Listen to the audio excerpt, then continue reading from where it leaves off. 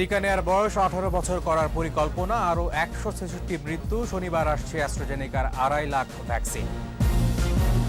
লকডাউনে সারা দেশ, কঠোর অবস্থানে আইন শৃঙ্খলা বাহিনী। ঢাকায় ফিরতে দুর্ভোগ।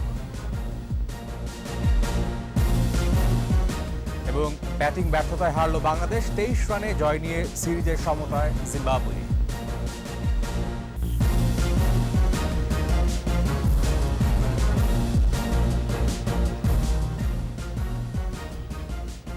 ঈদ মোবারক। শুনছিলেন ফার্স্ট সিকিউরিটি ইসলামী ব্যাংক লিমিটেড সংবাদ শিরোনাম। আমন্ত্রণ রাতের 21 সংবাদে, আপনাদের সাথে আছি আমি তানজির আহমেদ। দর্শক, 21 টেলিভিশনের সংবাদ একই সাথে সরাসরি দেখতে পাবেন আমাদের ফেসবুক পেজ www.facebook.com/2124 অনলাইনে। সংক্রমণ প্রতিরোধে টিকা নেয়ার বয়সসীমা 18 বছর করার সিদ্ধান্ত নিয়েছে সরকার। দ্রুত সময়ের মধ্যে এই সিদ্ধান্ত বাস্তবায়ন হবে, জানিয়েছেন স্বাস্থ্য অধিদপ্তরের মহাপরিচালক। এদিকে করোনায় 24 ঘন্টায় আরও 166 জনের মৃত্যু হয়েছে, শনাক্ত 6,364। বিস্তারিত জানাচ্ছেন স্মৃতি মণ্ডল। মুগদা জেনারেল হাসপাতাল পরিদর্শন করেন স্বাস্থ্য অধিদপ্তরের মহাপরিচালক অধ্যাপক ABM খুরশিদ আলম। এ সময় সাংবাদিকদের প্রশ্নের উত্তরে টিকা নেয়ার বয়সসীমা কমানো এবং টিকাদান পদ্ধতি সহজ করার বিষয়ে পরিকল্পনার কথা জানান তিনি। বয়সসীমা কমানোর জন্য আজকে সকালবেলা মাননীয় মন্ত্রী আমাকে টেলিফোনে জানিয়েছেন যে বয়সসীমাটা কমানোর জন্য উনি একটা অনুশাসন দেবেন। মাননীয় প্রধানমন্ত্রী বলেছেন এটা মিনিমাম একদম সর্বনিম্ন যেটা 18 পর্যন্ত হতে করে দেওয়া হবে। করোনা রোগীর চাপ সামাল দিতে ঢাকার বাইরের বিভিন্ন জেলায় ফিল্ড হাসপাতাল করার পরামর্শ দেন স্বাস্থ্য অধিদপ্তরের মহাপরিচালক। এদিকে স্বাস্থ্য অধিদপ্তরের তথ্য বলছে 24 ঘন্টায় করোনায় আরও 166 জনের মৃত্যু হয়েছে। এ নিয়ে এ পর্যন্ত মোট মৃত্যু 18,851, শনাক্ত 6,364 ও সুস্থ 9,006। পরীক্ষা বিপরীতে দৈনিক সংক্রমণ হার 31.05%। এখন পর্যন্ত করোনায় 61 থেকে 70 বছরের মধ্যে মৃত্যু হার সবচেয়ে বেশি, 31.21%। 51 থেকে 60 বছরের মধ্যে এই হার 23.97%। স্মৃতি মণ্ডল, 21 টেলিভিশন, ঢাকা। জাপান থেকে শনিবার আসছে 2,45,200 টিকা। পররাষ্ট্র মন্ত্রণালয় জানিয়েছে, কোভ্যাক্সের আওতায় অ্যাস্ট্রাজেনেকার এই টিকা বিকেল 3:15টায় শাহজালাল আন্তর্জাতিক বিমানবন্দরে এসে পৌঁছবে। পররাষ্ট্রমন্ত্রী ডক্টর AK আব্দুল মোমেন ও স্বাস্থ্যমন্ত্রী জাহেদ মালেক এই টিকা গ্রহণ করবেন। বাংলাদেশকে 30 লাখ টিকা দেওয়ার ঘোষণা দেয় জাপান। প্রথম ধাপে এই টিকা আসছে।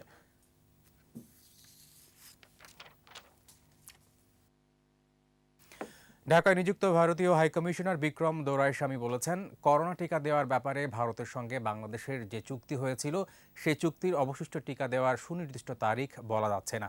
ভারত থেকে বাংলাদেশে আসার সময় ব্রাহ্মণবাড়িয়ার আখাউড়া আন্তর্জাতিক ইমিগ্রেশন চেকপোস্টে সাংবাদিকদের এক প্রশ্নের জবাবে তিনি বলেন, ভারতের পরিস্থিতি ধীরে ধীরে উন্নত হচ্ছে, টিকার উৎপাদনও বৃদ্ধি পাচ্ছে, এটি ইতিবাচক। উৎপাদন বাড়ার সঙ্গে সঙ্গে বাংলাদেশ টিকা পাবে। With the increase in production, we'll be able to look ahead towards, as and when the vaccine supply is adequate in India, we'll be able to look at resumption. But we don't have I don't have a specific date for you as yet. সারা দেশে চলছে 14 দিনের কঠোর lockdown. বিধিনিষেধ কার্যকরে কঠোর অবস্থান নিয়েছে সেনাসহ আইন শৃঙ্খলা রক্ষাকারী বাহিনী। বিভিন্ন স্থানে বসানো হয়েছে চেকপোস্ট। নির্দেশনা অমান্য করলেই হচ্ছে জেল জরিমানা। এদিকে ঈদ শেষে ঢাকায় ফিরতে ভোগান্তিতে পড়ছেন নগরবাসী। সকালে ঢাকা ফিরতে মানুষের স্রোত ছিল রাজধানীর রাস্তায়। দীপশিকদা জানাচ্ছেন বিস্তারিত। কোরবানি ঈদের আনন্দ ভাগাভাগি শেষে ঢাকায় ফিরেই ভোগান্তি শুরু হয় লঞ্চে করে ফেরা হাজারো মানুষের। গণপরিবহন বন্ধ থাকায় বেশিরভাগ মানুষ পায়ে হেঁটে রওনা হন নিজ গন্তব্যে। তবে কেউ কেউ উঠেছেন ভ্যান, রিকশা বা পিকআপ ভ্যানে। এমনকি নিজ গন্তব্যে পৌঁছাতে যাত্রী নিয়ে রিকশা উঠেছে কুড়িল ফ্লাইওভারে। আমরা হাঁটতে হাঁটতে আইছি, এখন আর হাঁটতে পারতেছি না, এই জন্য আমি রিকশা নিছি। ঝুঁকিপূর্ণ হয়ে যাচ্ছে ভাই, এখন ভালো লাগতেছে না। জান এদিকে কোনো রাস্তা নাই দেখে এই ব্রিজের উপর দিয়ে বিকল্প ব্যবস্থা আমরা যাচ্ছি। 6টার আগেই তো গাড়ি বন্ধ করে দিয়েছে, তাহলে এই মানুষ যাবে কেমনে? যে লকডাউন রাখাই ভালো ছিল, বাড়িও যাইতাম না, পড়ানোও যাইতো না। এখন তো অসুস্থ নিজেই হাসপাতাল যাবে করোনা ছাড়াই। 2টা ঘন্টা সময় দিলে মানুষকে হয়তো স্বস্তিতে বাসায় যাই পৌঁছতে পারতো।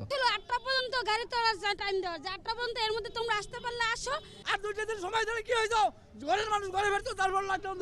গাবতলী বাস টার্মিনালে ঢোকার আগেই পুলিশের বাধার মুখে বাস থেকে নেমে পড়েন যাত্রীরা। রিকশা মিললেও প্রয়োজনের তুলনায় কম। ফেরি পাই নাই, যে কারণে আমার 4টায় ঢাকাতে পৌঁছানোর কথা ছিল, যে 8টা 8:30 বেজে গেছে। যমুনা সেতুর ওই পার থেকে পুরোটা রংপুর পর্যন্ত জাম ছিল। আমার বাসা এখানে বাগবাড়িতে, আমি হিজলা গ্রামে গেছিলাম মাংস দিতেছে। উত্তরা এলাকায় সকাল থেকে চেকপোস্ট বসায় বিজিবি।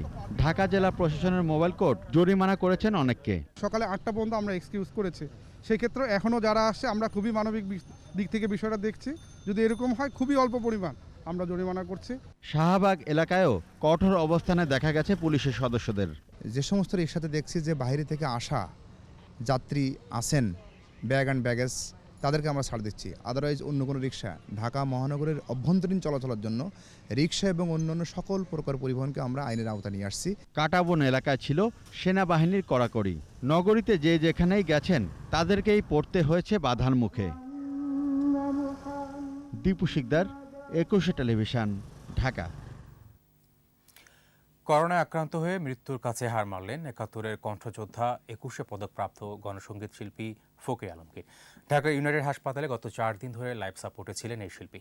শুক্রবার রাত 11টার দিকে তার মৃত্যু হয়। ফকির আলমগীরের বয়স হয়েছিল ৭১ বছর। তার ডান ফুসফুসের ক্রমশ উন্নতি হলেও বা ফুসফুসে সংক্রমণ ধরা পড়ে শুক্রবার। পাশাপাশি রক্তে সংক্রমণ ছড়িয়ে পড়ায় শঙ্কিত ছিলেন চিকিৎসকরা। গত 14 জুলাই এই সঙ্গীত শিল্পীর করোনা সংক্রমণ ধরা পড়ে। শ্বাসকষ্ট বাড়তে থাকলে পরদিন তাকে হাসপাতালে ভর্তি হতে হয়। সেখান থেকে তার আর বাসায় ফেরা হলো না।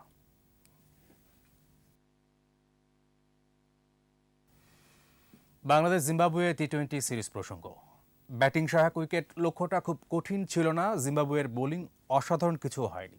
পরিকল্পনাহীন ব্যাটিংয়ে বিপদ ডেকে আনেন বাংলাদেশের টপ ও মিডল অর্ডারের ব্যাটসম্যানরাই। পরের দিকে একটু লড়াই করলেও শেষ রক্ষা করতে পারেনি সফরকারীরা। দ্বিতীয় টি-20তে জিতে সিরিজের সমতায় ফিরেছে জিম্বাবুয়ে। সিরিজের শেষ ম্যাচ 25 জুলাই। পারভেজ খোকনের রিপোর্ট। হারারেতে দ্বিতীয় টি-20তে বাংলাদেশের বিপক্ষে 23 রানের জয়ে 3 ম্যাচ সিরিজে 1-1-এ সমতায় ফিরল জিম্বাবুয়ে।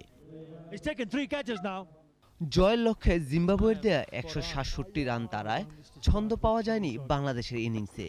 ব্লেসিং মুদারাবিনীর 1 ওভারে জোড়া আঘাতের পর ওয়েলিংটন মাসাকাজ্জার বাঁহাতি স্পিন চাপে পড়েছে বাংলাদেশ। মুদারাবানি 2টি ও মাসাকাজ্জা নেন 3টি উইকেট। শেষ দিকে অভিষিক্ত শামীম হোসেন খেলেছেন 13 বলে 29 রানের ইনিংস। আফিফের সঙ্গে তার 41 রানের জুটিটি ইনিংসের সর্বোচ্চ। বাংলাদেশ অল আউট হয় 143 রানেই। এর আগে সিরিজে টিকে থাকার লড়াইয়ে টস জিতে ব্যাটিংয়ে নেমে 6 উইকেটে 166 রান সংগ্রহ করে জিম্বাবুয়ে। দলের হয়ে সর্বোচ্চ 73 রানের ইনিংস খেলে ম্যাচ সেরা হয়েছেন ওয়েজলি মাদভেরে।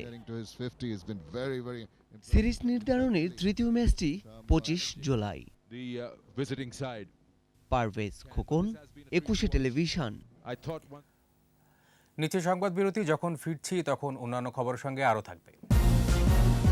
টিকার সুষম বন্টন না হলে ঝুঁকির মুখে পড়বে বৈশ্বিক অর্থনীতি, বিশ্ব স্বাস্থ্য সংস্থার হুঁশিয়ারি।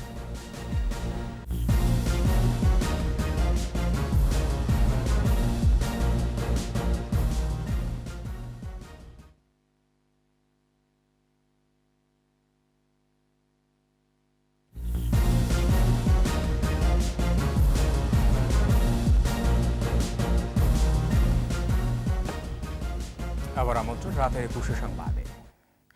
রপ্তানি আর প্রবাসী আয়ে জোরালো প্রবৃদ্ধির উপর ভর করে মহামারীর মধ্যেও বাংলাদেশের অর্থনীতি ঘুরে দাঁড়াচ্ছে বলে জানিয়েছে এশীয় উন্নয়ন ব্যাংক এডিবি।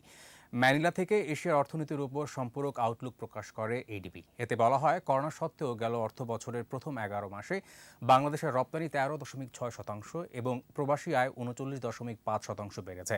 আউটলুকে বলা হয়েছে, করোনা মহামারীর মধ্যেও গত অর্থ বছরের মতো এবারও বাংলাদেশে অর্থনীতির চাকা সচল রয়েছে। রপ্তানি খাত ও প্রবাসী আয়ে ইতিবাচক ধারা ধরে রেখেছে বাংলাদেশ। করোনার দ্বিতীয় ঢেউয়ের প্রভাবে চলতি বছর দক্ষিণ এশিয়ার জিডিপি প্রবৃদ্ধি 8.9% হতে পারে বলে জানিয়েছে এডিবি। এবার প্রবাসের খবর।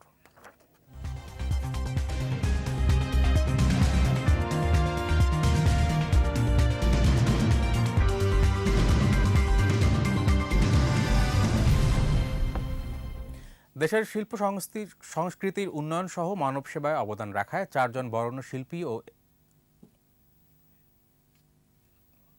আবার প্রথম থেকে নাকি আমি শুনতে পারি না। না আচ্ছা, আবার শুরু করবো এর থেকে? না, আমি ভাবলাম যে থামতে বললো কিনা, আমি এটা শুনতে বুঝতেছিলাম না।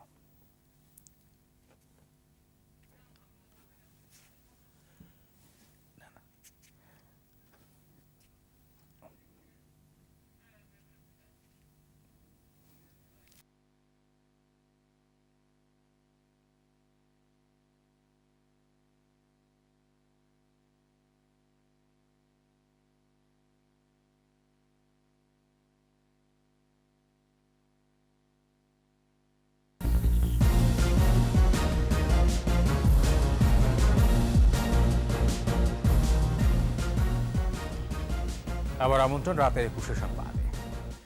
রপ্তানি আর প্রবাসী আয়ে জোরালো প্রবৃদ্ধির উপর ভর করে মহামারীর মধ্যেও বাংলাদেশের অর্থনীতি ঘুরে দাঁড়াচ্ছে বলে জানিয়েছে এশীয় উন্নয়ন ব্যাংক এডিবি।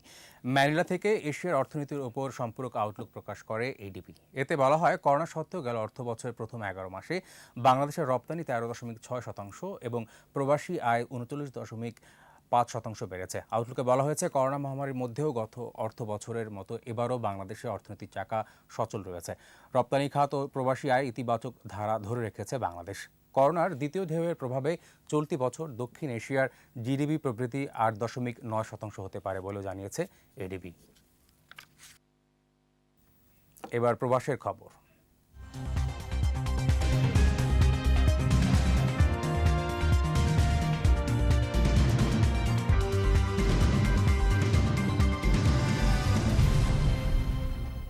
দেশের শিল্প সংস্কৃতির উন্নয়ন সহ মানব সেবায় অবদান রাখায় ৪ জন বরেণ্য শিল্পী ও একটি প্রবাসী সংগঠনকে সম্মাননা দিয়েছে যুক্তরাষ্ট্রের নিউ ইয়র্কের প্রবাসী সংবাদ মাধ্যম বাংলা চ্যানেল।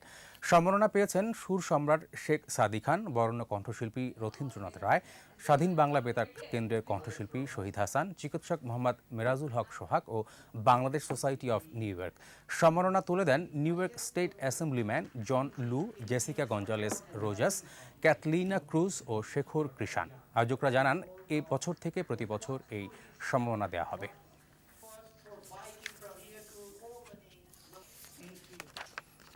এবার আন্তর্জাতিক খবর।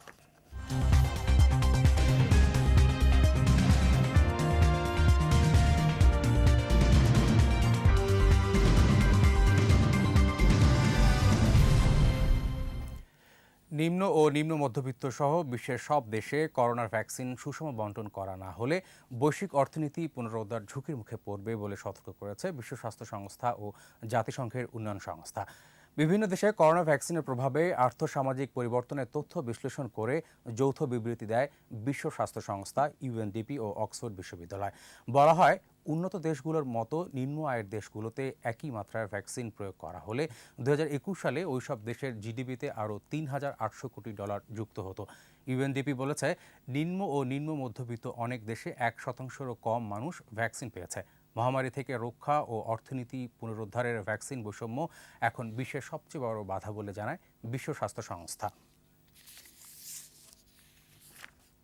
এবার খেলার খবর।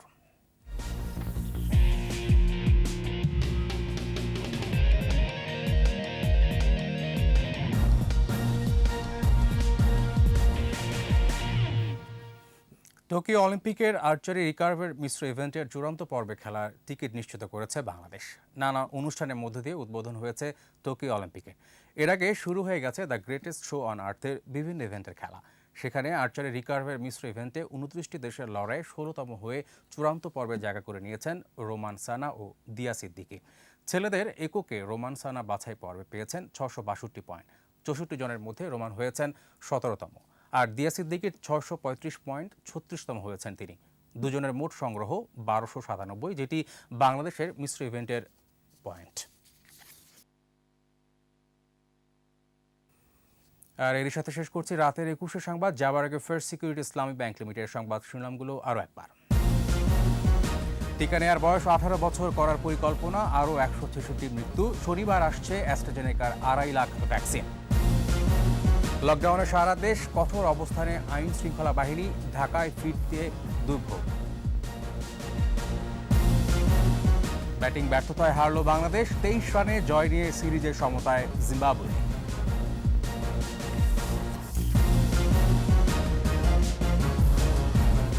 সর্বশেষ সর্বশেষ খবর জানতে ডায়াল করুন 2021 নম্বরে আর ভিজিট করুন 21-tv.com ওয়েবসাইটে। এছাড়া ফেসবুকে লগ ইন করতে পারেন facebook.com/2124 অনলাইন। 21 খবর দেখুন, 21 সাথেই থাকুন, স্বাস্থ্যবিধি মেনে চলুন, সুস্থ থাকুন।